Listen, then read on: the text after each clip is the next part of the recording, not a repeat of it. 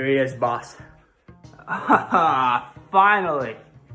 A face to the fucking leech! Where the fuck's my money, huh?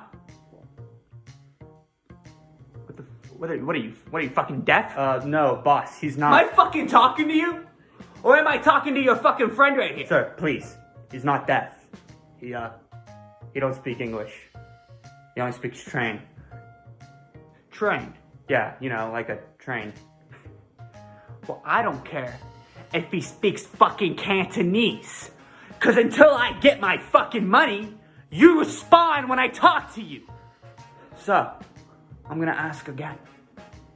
Where the fuck is my money?